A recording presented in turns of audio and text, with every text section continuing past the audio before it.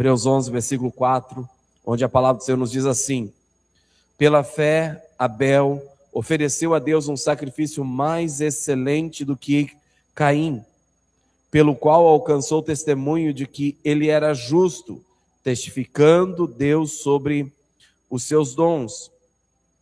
E através disso, depois de morto, ainda fala. Pela fé, Enoque foi trasladado para não ver a morte, e não foi achado, porque Deus o trasladara, porque antes de sua translação, ele tinha testemunho de que agradara a Deus. Aí diz o versículo 6, porém, sem fé é impossível agradar-lhe ou agradar a Deus, porque é necessário que aquele que se aproxima de Deus acredite que ele existe e que é galardoador daqueles que diligentemente o buscam. Se nós estamos aqui é porque nós cremos na existência de um Deus, né?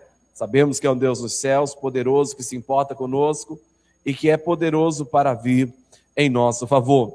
E hoje eu quero falar com vocês sobre a fé que agrada a Deus. Nós falamos sobre o que é fé na quarta-feira passada, hoje nós vamos falar sobre a fé que agrada a Deus, que após nós termos visto, né, o que é fé, o autor dos Hebreus começa apresentando esses exemplos de pessoas que viveram pela fé, né? Os dois primeiros nomes que aqui são citados, Abel e Enoque, isso nos traz um ensinamento sobre a fé na adoração. Um deles, Abel, nos traz o ensinamento da fé na adoração e o outro nos ensina a fé na intimidade com Deus. Esses dois homens vão revelar uma verdade poderosa. A fé não é apenas algo que acreditamos, a fé é algo que vivemos diante de Deus. A fé é algo que nós vivemos, não é algo apenas que declaramos ter ou que esperamos ou que confiamos simplesmente, né? Como nós vimos quarta-feira passada, versículo 1, a fé é a substância das coisas pelas quais esperamos, é a evidência das coisas não vistas. Então é algo que nos traz garantia, convicção, firmeza.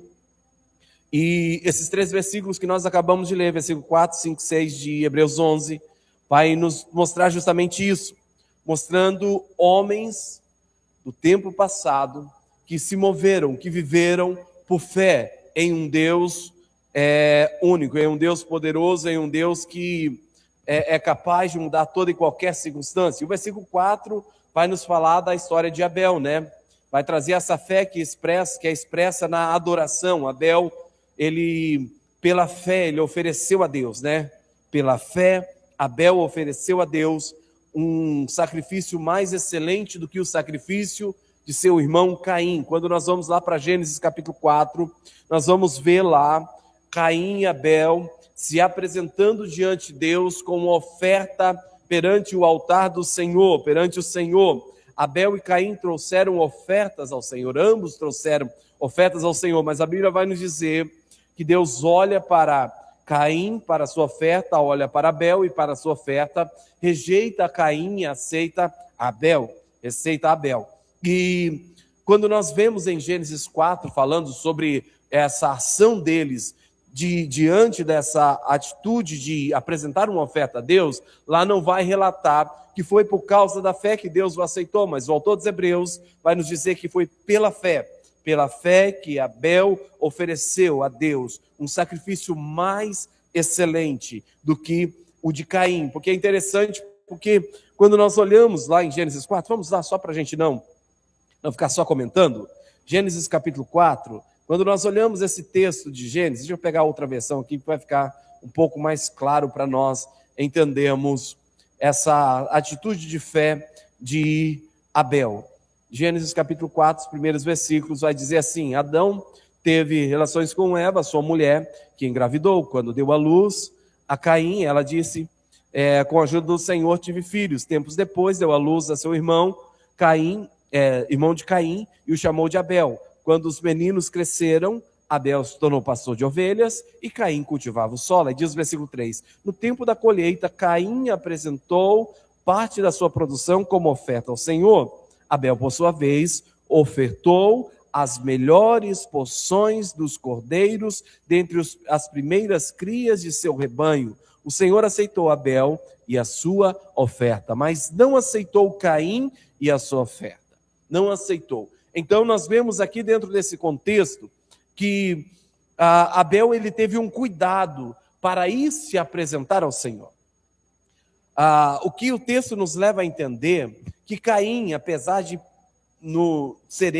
aparentemente ser ele quem toma a iniciativa de apresentar a oferta, mas o texto vai dizer, no tempo da colheita, Caim apresentou parte da sua produção como oferta ao Senhor. Caim apresentou parte, mas quando vai falar de Abel, vai dizer, Abel, por sua vez, ofertou as melhores porções dos cordeiros dentre as primeiras crias do seu rebanho. A atitude de Abel vai nos revelar um coração que prioriza Deus, que coloca Deus em primeiro lugar, que coloca Deus como alguém de mais excelência, como alguém que está acima de todas as coisas. Nós vemos a atitude de Abel sendo uma atitude onde Deus ele está sendo reverenciado nos mínimos detalhes das suas ações no culto prestado a Deus. E o autor dos Hebreus, ele vem nos dizendo aqui no versículo de número 4, que foi por meio da fé. Foi a fé de Abel que fez com que ele tomasse essa ação, né? Abel e Caim trouxeram ofertas ao Senhor, mas Caim trouxe os frutos da terra. Trouxe os frutos da terra, mas não fala que foi os melhores, não nos leva a compreendermos que foi algo selecionado, algo escolhido, algo separado, buscando a primazia, buscando priorizar Deus. Mas Abel vai trazer o destaque. Abel trouxe um cordeiro do seu rebanho, mas não apenas um cordeiro, ele trouxe o melhor do cordeiro. Ele trouxe o melhor daquilo que ele tinha para apresentar a Deus, né? Como diz aqui o versículo 4 de Gênesis 4, Abel, por sua vez, ofertou as melhores porções do cordeiro dentre as primeiras crias do seu rebanho. Ele foi lá, pegou a primazia, pegou lá a primícia, pegou o melhor entre a primícia para vir apresentar a Deus. E esse simples fato de escolher o que é primeiro, o que é melhor para apresentar a Deus, já demonstra uma fé, uma confiança em Deus, já demonstra um coração ali mais voltado para Deus, né? O problema não estava apenas na oferta em si, mas principalmente no coração de quem oferecia, porque dentro do contexto, a gente vai ver que Deus vai olhar primeiro para o ofertante e depois para a oferta. Deus vai olhar primeiro para o coração de Caim, depois para aquilo que ele tinha trazido, segundo para o coração de Abel e depois para a sua oferta. Mas a oferta em si, ela revela o coração. Ela revela o coração. Por que Gênesis, Moisés destaca o cuidado que Abel teve para apresentar a Deus a primícia, o melhor? Porque aquilo que nós fazemos revela o nosso coração, as nossas ações. Quando nós viemos para a igreja, quando nós viemos buscar a Deus, sabe, o nosso cuidado, o nosso zelo de estarmos na casa do Senhor, com a pontualidade, com o compromisso, sabe, de chegarmos e rendermos o nosso coração a Ele, sabe, aquele comprometimento de fato, onde cada detalhe do que nós fazemos, nós expressamos louvor e adoração a Deus por quem Ele é, isso vai revelar o nosso coração. Vai mostrar a verdade que há em nós, aquilo que está no íntimo do nosso ser. Mas quando nós viemos da casa do Senhor, por vir como uma obrigação, sabe, não, é quarta-feira, eu tenho que ir no culto, meu Deus, não tenho mais nada para fazer, não tenho outra opção, vou para a igreja. E aí chegamos de qualquer jeito, entramos, sentamos, não damos importância, não. Quando ora, meu Deus, tem que ficar de pé de novo, Senhor, esse pastor não para de falar, misericórdia, esse culto não acaba, sabe?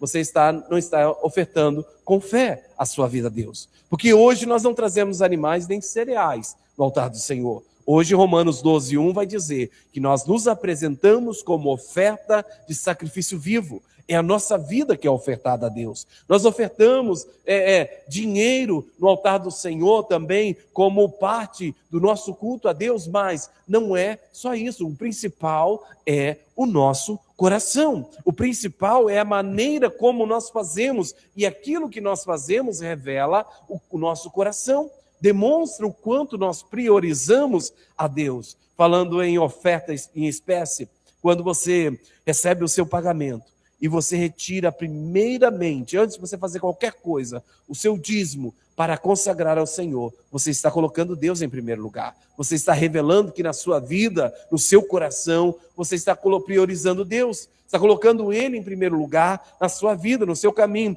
Mesmo que você não consiga trazer a casa do Senhor imediatamente, mas você já separa, você já deixa separado para a oportunidade, você consagrar ao Senhor. E foi o que Abel fez. Abel revelou que o seu coração amava e priorizava a Deus acima de todas as coisas. Acima de tudo, né? O problema não era apenas na oferta, não estava apenas na oferta, mas no coração de quem oferecia. E Hebreus revela essa diferença. Abel ofereceu pela fé, Caim ofereceu apenas pelas obras. Você vê Caim, a sua ação, quando nós lemos, como eu já mostrei, o versículo 3 de Gênesis 4, vai dizer, no tempo da colheita, Caim apresentou parte de sua produção como oferta ao Senhor. Ou seja, era o dia de culto. Então, é dia de culto, eu tenho que ir para a igreja, não tenho o que fazer, eu vou para a igreja.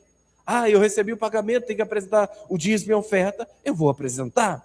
Mas não tem o zelo de priorizar, só faz por fazer. Só faz por fazer. E a Bíblia vai nos ensinar muito claramente que Deus está sempre olhando para o nosso coração, para o íntimo do nosso ser, para a motivação das nossas ações, a razão pela qual nós fazemos o que fazemos. Quando oramos, nós oramos só porque nós entendemos que deve orar? Porque se fosse dessa maneira, muitas outras religiões teriam um resultado também. Muitas outras atitudes de pessoas que não andam com Deus verdadeiramente, que não têm Deus nas suas vidas, também surgiriam efeitos. Porque elas têm as suas liturgias, elas têm as suas tradições. Se fosse dessa maneira, o povo, os hebreus dos dias de Jesus não teriam sido, rejeitado por Cristo por suas obras, porque as obras deles eram boas. Eram boas. A Bíblia vai dizer que um dia Jesus olhou e havia ali um grande homem orando. Senhor, eu te dou graça. E um publicano do lado dele, um pecador do lado dele. E ele olha para aquele homem levanta as mãos e a voz bonita, falando, oh Deus, eu te dou graças, porque eu não sou como esse publicano, pecador, eu dou dízimo, eu faço isso, eu faço aquilo, eu te louvo por causa disso e tal. E aí o publicano não tem nem a capacidade de olhar para o céu, ele se prostra diante de Deus e fala, Senhor, tem misericórdia de mim, porque eu sou um miserável pecador. E Jesus fala, olha, esse publicano que se prostrou e se humilhou, saiu daqui justificado. Mas esse que se exaltou, não foi justificado, porque está se engrandecendo nas coisas que fazem. E as nossas ações, no contexto de apresentarmos a Deus, elas vão revelar essas verdades em nós. Se verdadeiramente nós estamos nos rendendo a Deus, se verdadeiramente nós confiamos em um Deus de poder, se verdadeiramente a nossa esperança está em um Deus que sabe que pode todas as coisas, é um Deus criador dos céus e da terra.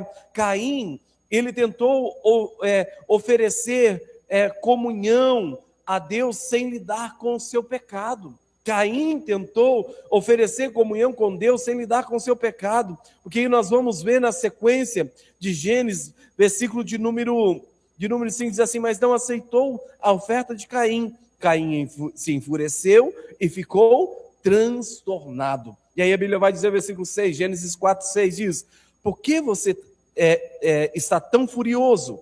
O Senhor perguntou a Caim, por que está tão transtornado?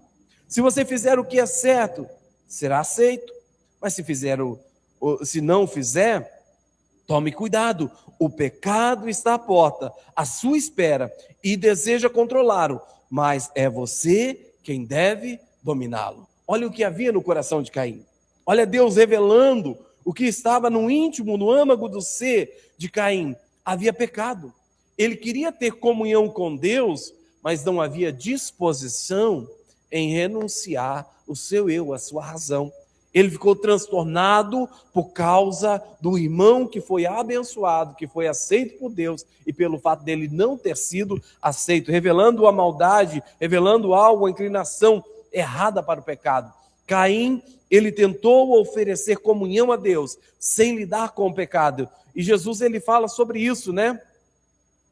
Ele vai falar sobre isso. Lá em Mateus 5, 23, ele diz assim: portanto, se você estiver diante do altar, no templo, oferecendo um sacrifício a Deus, e de repente lembrar que seu irmão tem alguma coisa contra você, deixe seu sacrifício ali, ao lado do altar. Vai e faça as pazes com ele. Depois volte e ofereça o seu sacrifício a Deus.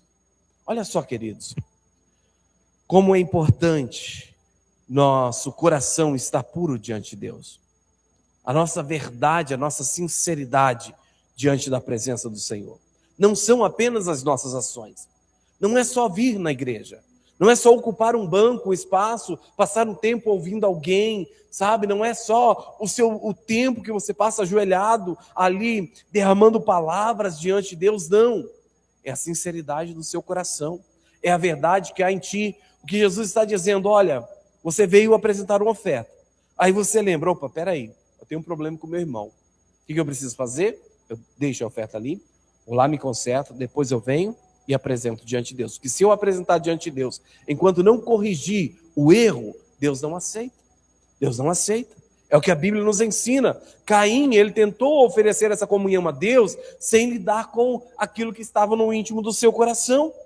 Ele não estava disposto a mudar, sabe, a realidade do seu coração, um sentimento, mas Deus deixou bem claro para ele: Caim, o pecado está à porta. O pecado está à porta. Ele vai te subjugar, mas cabe você dominá-lo. É decisão sua. Se você não tomar o posicionamento de conserto, de mudança para dominar sobre o pecado te subjugará. O pecado te dominará. Antes de comunhão, precisa haver arrependimento. Antes de relacionamento com Deus, precisa haver contritamento, quebrantamento de coração. Por isso Deus fala para que não se rasgue somente as vestes, falando sobre jejum, humilhação diante da presença do Senhor, mas que se rasgue os corações diante dele. Queridos, muitas coisas das quais nós não alcançamos por atos de fé, não são porque a nossa fé não é o suficiente para alcançar, mas é porque nós não abrimos o coração para vivermos uma nova vida. Um tempo atrás, ouvi um testemunho de uma mulher que estava com um câncer, não me lembro que parte do corpo que estava, e ela estava sofrendo muito com aquilo. Orava, fazia campanha, declarava a palavra, se firmava nas promessas do Senhor, confessava o milagre sobre a vida dela e nada acontecia. Até o dia que, conversando, sabe, lamentando o fato de não alcançar a resposta de Deus para alguém, esse alguém falou para ela, puxou o fio da meada ali e falou para ela a respeito de conserto, de mudança de sentimento. Ela guardava uma mágoa no coração de um ente querido, de algum familiar. E ela não queria perdoar. E quando ela foi orientada a liberar perdão, no dia que ela liberou perdão, o milagre aconteceu na vida dela. Mas enquanto ela não liberou perdão para o seu ente querido, a enfermidade não se retirou, porque havia uma brecha, havia uma legalidade. Todas as pessoas a quem Jesus curou, ele falou: vai e não peques mais, para que não aconteça algo pior. Vai e não peques mais. E o pecado, queridos, não é apenas coisas das quais nós presumimos, como adultério, roubo, assassinato. Não. O pecado, às vezes, são coisas pequenas. Porque, como diz a palavra do Senhor, são as pequenas raposas que destroem a vinha. São as raposinhas. São coisinhas pequenas. Às vezes é uma amargura que você deixa criar raiz no coração. Às vezes é a falta de um arrependimento. É a falta de um posicionamento. É a falta de firmeza. Olha o pecado de Saul. Qual foi o pecado de Saul? Parcialidade. Obedecia a Deus em partes, mas em partes não obedecia. Quando Deus falava, vai lá e destrói tudo, ele destruía o que lhe convinha e a outra parte ele não destruía. Quando Deus falava, espera, ele esperava até onde ele aguentava, mas não esperava o tempo total que Deus ordenava que esperasse. E agia impulsivamente, compulsivamente. Foi o pecado de Saul. Coisa pequena, coisa básica. E que o tirou o reinado, que fez com que o seu reino não fosse estabelecido. Então, antes de fazer a oferta ao altar, primeiro precisamos resolver o que está errado. Precisamos resolver o que está errado. E por mais que às vezes tentamos negar que não sabemos o que está errado, a nossa consciência nos acusa, porque nós sabemos o que está certo e o que está errado na nossa vida. Nós temos consciência dos nossos erros. Antes de ofertar algo a Deus, antes de apresentar a sua vida diante do altar de Deus, antes de qualquer coisa, primeiro conserte, resolva o que está errado, porque a adoração que agrada a Deus, ela nasce de um coração rendido totalmente. E rendição é isso, é você reconhecer o que Deus requer e se sujeitar ao que Deus lhe quer, ao que Deus lhe pede, ao que Deus lhe chama. Abel demonstrou fé, seu sacrifício foi aceito e Deus testemunhou que ele era justo. Por quê? Abel não tinha esse coração de pensar, poxa vida, meu irmão pensou primeiro, está aí na minha frente para apresentar oferta. Quem deveria ficar enciumado era Abel, não Caim. E Caim que teve a iniciativa. Você vê Caim indo primeiro a apresentar a oferta a Deus. Mas Abel, ele não olha para quem está fazendo, o que está fazendo, ele olha para si e para Deus, o que Deus quer, o que Deus aceita, o que Deus agrada e qual é o meu melhor para ofertar a Deus. Sabe, queridos, às vezes nós nos atrapalhamos na jornada da fé porque estamos olhando as obras dos outros. Estamos olhando para o lado, a ação de fé do irmão, a perseverança de fé do irmão, ou a negligência dele, e queremos fundamentar a nossa vida de fé baseada na vida do irmão que está ao nosso lado. Queridos, a nossa vida de fé tem que estar fundamentada na palavra de Deus, naquilo que Deus diz e naquilo que Deus é, em quem Ele é. O que Ele diz, nisso nós colocamos a nossa esperança, nisso nós colocamos a nossa confiança. E esse foi o grande detalhe, a diferença da vida de Abel, um coração totalmente rendido, um coração entregue, um coração, descansado na promessa do Senhor. E a Bíblia vai continuar dizendo, o versículo de número 5, pela fé Enoque foi trasladado para não ver a morte. Enoque foi trasladado, que coisa maravilhosa, né? Uma fé que é expressa na intimidade, no relacionamento, na vida de alguém que anda com Deus, né? Pela fé, Enoque foi trasladado para não ver a morte, pois antes da sua trasladação, alcançou o testemunho de que agradara a Deus. Alcançou o testemunho de que agradara a Deus. Alguém que tinha uma vida diante de Deus e que Deus olhava e tinha alegria e satisfação na forma como ele vivia, na maneira como ele andava sobre a terra. A Bíblia diz algo extraordinário sobre Enoque. Enoque andou com Deus. Com quem você tem andado? Quem tem sido o seu companheiro do dia a dia? Quem tem estado com você por onde você anda? Mas pastor, os tempos são difíceis. Pastor, olha, está complicado ultimamente. Mas você já parou para pensar como era quando Abel foi aceito ante Deus? O pecado recém tinha entrado na terra. Eles, pouco tempo, tinham sido expulsos do jardim. Os seus pais tinham transgredido a lei de Deus. A sua família tinha sido rejeitada por Deus. Seus pais tinham sido rejeitados por Deus. E agora ali, os primeiros filhos estavam ali sofrendo por causa da desobediência dos pais. Por causa da desobediência dos pais. E a Bíblia não vai falar de outras pessoas, porque quem se destaca são aqueles que confiavam em Deus. Dias de Enoque, a mesma coisa, a Bíblia vai citar inúmeros nomes ali, até chegar a Enoque. Mas quando chega Enoque, a Bíblia vai fazer questão de parar e falar que Enoque andou com Deus. E os outros? Os outros andavam segundo o seu coração, como nos demais tempos dos outros heróis da fé. Então, não é o fato de situações estarem favoráveis para que nós vivamos a fé. Não são as circunstâncias que são propícias para vivermos a fé, não. Mas é a nossa decisão, A história de Enoque está lá em Gênesis capítulo 5, versículo 24, vai dizer, Enoque andou com Deus. Ele não apenas acreditava em Deus, ele caminhava com Deus diariamente. Deus era a sua companhia. Deus estava com ele todos os dias. É aquilo que Moisés falou para Deus, Senhor, Se o Senhor não for comigo, eu não dou um passo, eu não saio daqui. Se não for a tua presença no meio de nós, junto conosco, eu não arredo o pé desse lugar. E como nós temos andado? Como tem sido a nossa vida? Será que Deus está conosco aonde nós estamos indo? Sabe?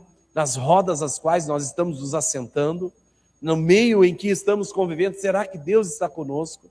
Será que há a presença de Deus ali, verdadeiramente? Enoque, ele tomou essa decisão, não apenas acreditava em Deus, mas ele caminhava com Deus. Isso significa viver consciente da presença de Deus, alinhar pensamentos, palavras e ações a Ele.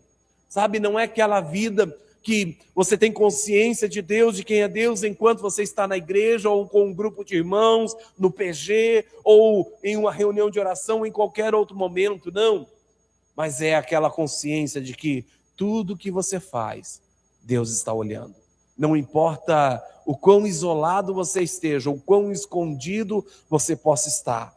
No quarto mais escuro, sabe, as portas trancadas, mais distante de qualquer pessoa, Deus está olhando. Deus está vendo não só você por fora, mas vendo os seus pensamentos e as intenções do seu coração. Te examinando, como o salmista declara, Ele nos sonda, Ele nos conhece, Ele sabe o nosso deitar e o nosso levantar. Ele esquadrinha as nossas vidas, e às vezes fazemos coisas com aparência de bondade, mas com um coração maligno, cheio de maldade, armando laços, com astúcia, Argilosamente agindo. Mas Enoque era um homem diferente. Ele vivia consciente da presença de Deus. Ele sabia que Deus estava em todo tempo, em todo lugar, que não estava desamparado. Os seus pensamentos eram pensamentos alinhados com a palavra, com Deus. E as palavras deles, as ações dele também, era algo que representava, que testificava a Deus. Ele cultivava um relacionamento constante com o Senhor. Como é o seu relacionamento com Deus? No seu dia a dia. Seu relacionamento com Deus diz respeito somente a esse momento de culto, de 1h30 que nós passamos aqui? Ou quando você sai daqui, você ainda tem uma vida com Deus? Ou os afazeres do dia a dia te consomem de uma forma que você até se esquece que existe um Deus. Nem se lembra de quem Ele é. Queridos, uma fé genuína que nos faz viver o sobrenatural é uma fé que é você vivendo Deus 24 horas. Por isso Jesus fala que nós somos sal e luz. Nós somos sal e luz. Nós não somos alguém apenas que sabemos a respeito de Deus, que aprendemos o assunto concernente a Deus e sabemos falar sobre Ele. Não, nós somos alguém que vive 24 horas a presença de Deus, que exala o seu bom perfume por onde nós fomos. Essa era a vida de Enoque. Era uma vida ali, algo do cotidiano, cultivava relacionamento constante. E o resultado disso foi algo extraordinário. Imaginou? Enoque não experimentou a morte. Enoque não experimentou a morte.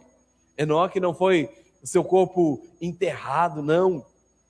Ele foi trasladado, ele foi levado aos céus, como Elias, sabe? O seu próprio corpo, só teve o seu corpo transformado por um corpo glorificado para habitar nos céus com Deus. Não viu a morte. Eu imagino que Enoque nem sequer, sabe, viu algum tipo de enfermidade pela maneira como andou com Deus. Como andou com Deus. Para que o seu corpo pudesse ser levado aos céus, ser transladado, não ver a morte, não ver a corrupção do seu corpo, a destruição do seu corpo. Enoque não experimentou a morte, ele foi tomado por Deus. Antes disso, recebeu um testemunho incrível. Ele agradou a Deus. Ele agradou a Deus. Queridos, fomos chamados para agradar a Deus. A nossa vida é para agradar ao Senhor. E Paulo vai dizer, quer comamos, quer bebamos, façamos tudo para a glória do Senhor.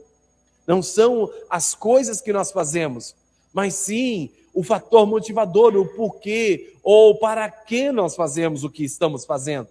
Não é simples fato de você agradar a Deus no seu tempo de culto, não. Esse é um tempo especial que você dedica a Deus, que você consagra a Deus. Então, quando você começa lá na sua casa se arrumar para vir à casa do Senhor, ali você já precisa começar a agradar a Deus, escolhendo, fazendo o seu melhor, pegando o seu melhor para vir à casa do Senhor, se organizando, sabe? É dia de culto, então você já faz uma programação do seu dia para organizar o seu tempo, para priorizar a casa do Senhor, para chegar mais cedo, para não perder um minuto do culto ali, para você agradar a Deus. Não é para agradar a homens, mas para agradar a Deus. Mas todas as outras coisas que você faz também precisa agradar a Deus.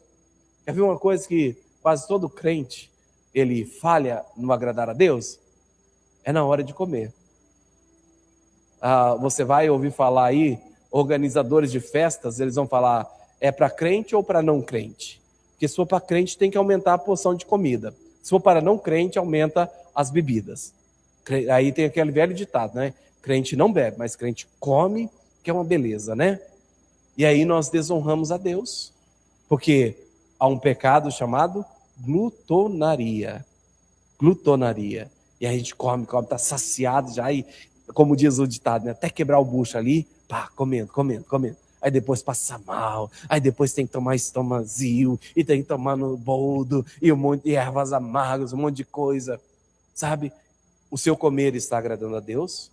Você está sendo zeloso com o templo do Espírito Santo? Lembra que falamos domingo? Somos templo e morada do Espírito Santo. Deus escolheu fazer a habitação em nós, então nós temos uma responsabilidade com isso, com essa matéria, porque o Espírito de Deus habita aqui, não é mais nosso, é dele. Temos essa responsabilidade. Então precisamos ter o cuidado de que tudo quanto fizermos, toda a nossa vida, todo o nosso viver, seja agradável a Deus. Por que eu não faço certas coisas? É porque minha igreja proíbe? Não, é porque eu sei que não agrada a Deus. Por que eu não tomo vinho, não tomo cerveja, não tomo nenhum tipo de bebida alcoólica? Porque eu sei que de alguma forma vai desagradar a Deus, vai ferir o coração de Deus. Por que eu tenho cuidado com as palavras que saem da minha boca? Porque eu sei que as palavras que saem da minha boca podem entristecer o Espírito Santo de Deus. Então eu preciso ter cuidado. Não é porque alguém está impondo. E quando temos consciência disso, queridos, nós temos o cuidado não só em determinados lugares, mas em todos os lugares, por onde nós formos, mesmo quando estivermos sozinhos. Vamos ter o cuidado aonde nós colocamos os nossos olhos, ao que prestamos os nossos ouvidos, com o que sai da nossa boca, com o que nasce no nosso coração. Que às vezes não é nem que sai da nossa boca, não é concebido, mas nasceu no coração. E aí precisamos já resolver a questão. Mas Enoque, ele tinha esse cuidado, por isso não experimentou a morte, porque a maneira de viver de Enoque foi uma maneira que agradou a Deus. E aí o versículo 6 vai dizer, porém sem fé é impossível agradar-lhe, porque é necessário que aquele que se aproxima de Deus acredite que ele existe, que é galardoador daqueles que diligentemente o buscam. Sem fé é impossível agradar a Deus. Aqui está o princípio central do texto. Não diz que é difícil agradar a Deus sem fé. Não é isso. Não é que é difícil agradar a Deus sem fé. Está dizendo, é impossível. Não tem condições. Se não houver fé, não adianta. Por que eu sou cuidadoso no meu dia a dia com relação a algumas coisas? É porque eu creio que Deus está me olhando sempre. Eu creio, tenho fé em um Deus que vê todas as coisas e pode todas as coisas. Se não houver fé que há um Deus vivo, que esse Deus é real, que Ele se faz presente em todos os lugares, nós não vamos viver de maneira que agrada a Ele. E não é que é difícil, é impossível. Não tem condições. Você pode tentar agradá-lo com ações que não são geradas, que não vêm por meio da fé. Não irá agradar a Deus, porque fé é a confiança no caráter de Deus. Fé é você crer em quem Deus é, naquilo que Ele é, naquilo que Ele faz, no seu poder, na sua graça, na sua misericórdia. É você confiar em quem Ele é, assim como um filho precisa confiar no pai.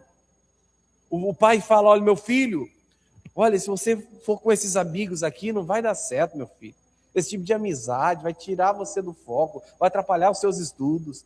Aí o filho confia no pai, na palavra do pai, ele não faz aquilo, ele obedece. Lembra quando você ouviu os conselhos dos seus pais? Sabe? Ou como um casal que precisa confiar um no outro. Sabe? Aquela questão, o cônjuge viaja e o outro deita e dorme tranquilo em casa, porque tem a plena confiança de que o outro, mesmo estando distante, mesmo estando sozinho, ele é fiel. Ele não é uma pessoa que vai aproveitar da circunstância e da situação para cometer algum erro, algum pecado, para trair. Não, tenha confiança. Da mesma forma, é com Deus. Com Deus precisamos ter essa confiança de quem Deus é, qual é o caráter de Deus, quem Deus é, o amor, a fidelidade, a benignidade de Deus. Sabe, ou um amigo que confia, que precisa confiar entre si, Deus também deseja que o confiemos nele. Deus deseja, é como a história de um menino que subiu, foi num parque de diversão e começou a subir ali um brinquedo, degraus e degraus, chegou lá em cima, ele ficou com medo e não conseguia descer novamente. E ficou apavorado lá em cima e não sabia o que fazer, e apavorado, chamando pelo pai, e o pai fala para ele, meu filho, pula daí que eu te seguro. Não tenha medo, pula daí que eu te seguro. Mas o menino não queria pular, até que o pai o convenceu que ele pulasse para que ele o segurasse em seus braços. Deus é dessa mesma forma. Deus, a sua palavra, o seu direcionamento, aquilo que Ele tem para nós, é para que nós depositemos confiança no caráter de Deus. Que Deus a quem você serve, que Deus é o Deus a quem você serve. Ele tem poder para mudar a sua história? Você crê verdadeiramente que Ele é um Deus de milagre, que Ele é um Deus de sinais, é um Deus de maravilha, é o mesmo ontem, hoje e permanece para sempre? Você crê no poder de Deus, na autoridade de Deus? Então precisa descansar o seu coração em Deus.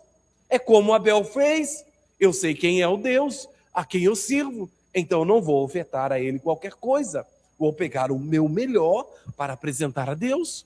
É como Enoque fez, eu sei quem é o Deus a quem eu sirvo, então não importa onde eu esteja ou o que esteja fazendo, eu vou ser zeloso e cuidadoso para agradar a Ele, para ser agradável ao Senhor, aceitável aos seus olhos. Queridos, sem fé, é impossível você agradar a Deus, assim como um filho precisa confiar no pai, assim como um casal precisa confiar um cônjuge no outro, assim como os amigos precisam confiar entre si, Deus também deseja a nossa confiança. Para se aproximar de Deus é necessário crer, primeiro, em duas coisas. Primeiro, crer que Deus existe.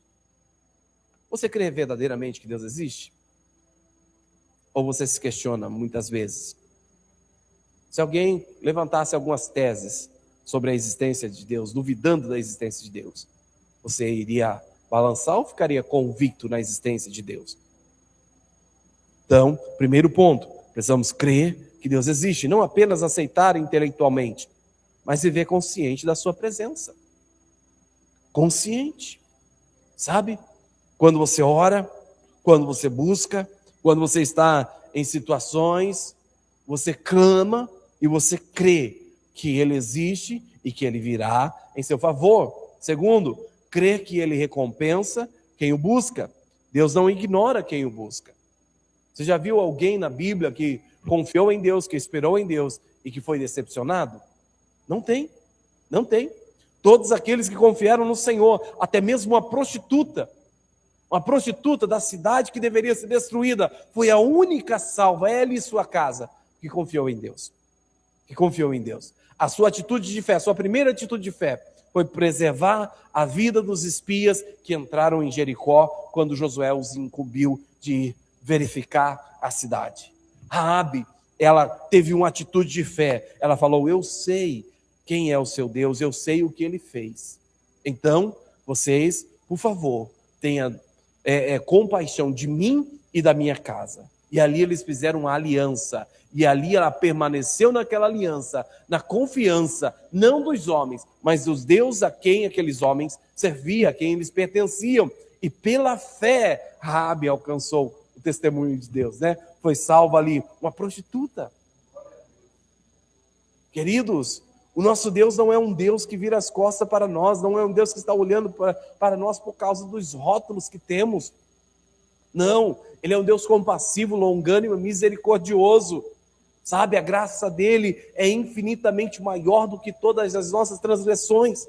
Isso não quer dizer que podemos viver dissolutamente, mas pela consciência que temos de quem é Deus, nós andamos em santidade por quem Ele é, consciente de quem Ele é. Crê que Deus é galardoador, Ele recompensa aqueles que o buscam. Deus não ignora quem o busca, Ele responde, Ele honra, Ele se revela. Ele diz: eu honro os que me honram.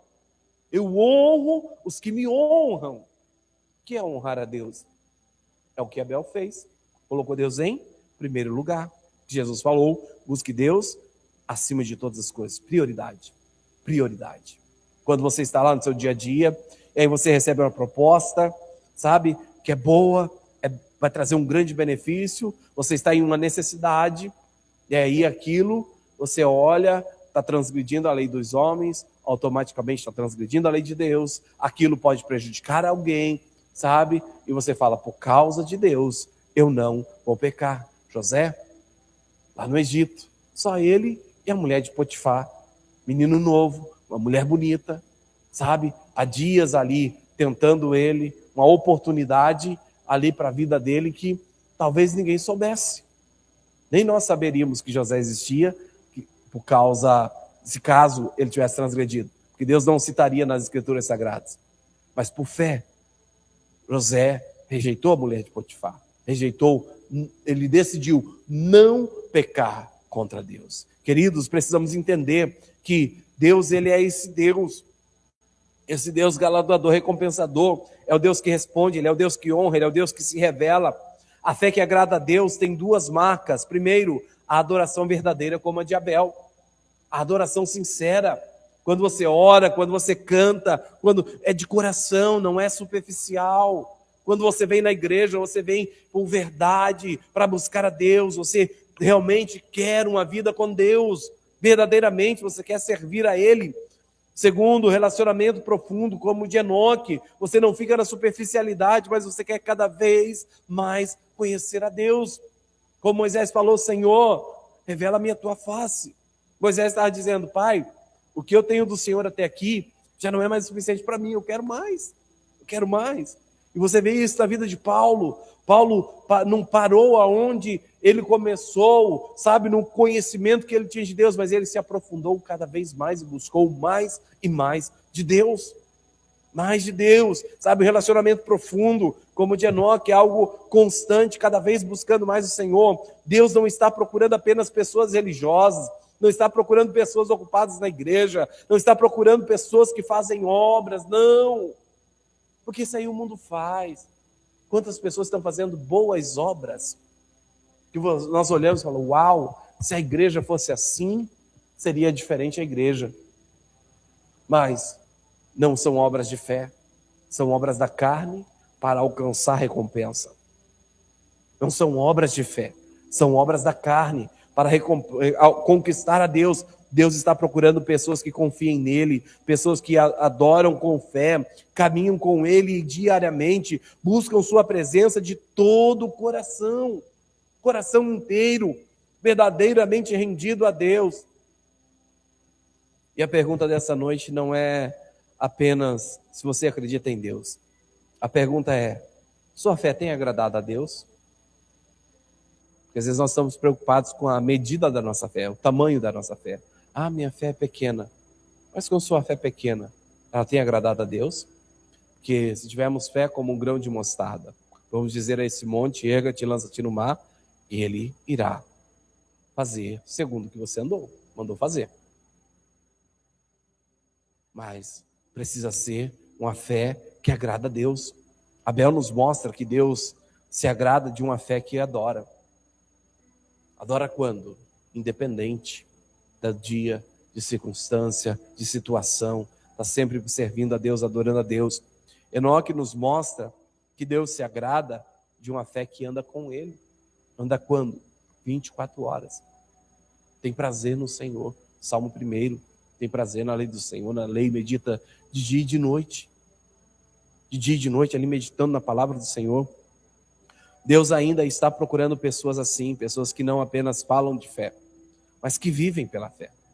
Porque nós precisamos andar por fé e não por vista. Fomos chamados para andar por fé. Então, a procura de Deus é por pessoas que vivem pela fé, não apenas falam de fé. Porque falar de fé é muito fácil. Você ouve pessoas falar, já ouvi muito, e pessoas que diziam que até tremia de tanta fé. Não sei se a fé faz isso, né? Você tremer de tanta fé. Mas tem gente que entende dessa maneira, está tudo certo. Mas quais são os frutos da sua fé? Que Tiago vai dizer que fé sem obras, ela é o quê? Ela é morta. Ela é morta, é inútil, não tem valor, é morta. Se eu creio, eu vivo como eu creio. Se eu creio que é um Deus do céu poderoso para me guardar, para que eu vou andar apavorado com a sombra da morte? Como o salmista fala, ainda que eu ande pelo vale da sombra da morte, não temerei mal algum, porque tu estás comigo. Se eu creio que Deus é comigo, que Ele é poderoso para me guardar, para que eu vou temer o vale da sombra da morte? Não vou temer, vou descansar no Senhor. Se eu sei que Deus é poderoso para me guardar, por que eu vou permitir que o pavor tome o meu coração, ao invés de descansar na sombra do Onipotente? Então eu preciso ter essa fé dessa maneira, que eu estou descansado em Deus. Deus está procurando não apenas pessoas que falam de fé, mas pessoas que vivem pela fé. E talvez hoje o Espírito Santo esteja nos chamando justamente para isso, né? De volta a isso, a uma fé sincera, a uma adoração verdadeira, a um relacionamento profundo com Deus. Porque no final da vida, o maior testemunho que alguém pode ter é esse: ele agradou a Deus. Ele agradou a Deus. O maior testemunho que vamos ter no final da nossa jornada, da nossa caminhada com Deus é: vinde benditos do meu Pai, possuí por herança aquilo que está preparado desde a fundação dos tempos. É o maior testemunho, que a nossa vida agradou a Deus e nós, como oferta a Deus, fomos aceitáveis diante dele, fomos aceitos por ele. Queridos, que o exemplo de Abel e de Enoque nos ajude a viver verdadeiramente a fé. O conceito de fé nos dias de hoje, ele tem sido muito deturpado. O conceito de fé tem nos levado a olhar somente para as mãos de Deus, para aquilo que Deus faz. E aí pega verdades e se firma naquelas partes que são verdades e as deturpam, falando: olha, Deus vai fazer, mas não te leva a viver em conformidade que agrada a Deus. Deus faz. Mas observa, por exemplo, Mateus 13. Você lê Mateus 13 e você vai ver Jesus falando com uma multidão. E no final Jesus vai dizer: poucos aqui foram curados e salvos. Por quê? Coração duro, ouvidos cerrados para as verdades que ele falava. Mas estavam lá ouvindo a Jesus. O mesmo Jesus que curou alguns entre a multidão. Olha para a história da mulher do fluxo de sangue. A multidão apertava. E Jesus para. Quem me tocou? Os discípulos falam: como assim? Quem te tocou? Tem um monte de gente te puxando, te empurrando, te apertando. Como assim, Jesus? Quem te tocou? Olha um monte de gente ao seu redor te tocando. Mas um toque chamou a atenção de Jesus, porque foi um toque de fé. Aquela mulher que se arrastou por entre a multidão, veio ali e tocou na orla das vestes de Jesus, fez com que Jesus parasse em meio à multidão, parasse, sabe, a caminhada que estava indo até a casa de Jairo para uma missão importante. Parou para dar atenção a ela por causa de um toque de fé. Então não é apenas tocar, mas é tocar com fé. E essa fé precisa ser verdadeira. Coração sincero, coração verdadeiro. Olha os heróis da fé e veja a fé que agrada a Deus. A fé que agrada a Deus, ela não é superficial, não é de palavras, mas ela é uma fé vívida, é algo que você vive cotidianamente. é algo consciente de quem Deus é e que busca verdadeiramente estar com Ele. Estar com Ele. E que essa seja a nossa vida, essa seja a nossa caminhada. É uma jornada de fé, onde nós vivemos plenamente as verdades sagradas, aquilo que Deus deixou como norte para as nossas vidas. Amém?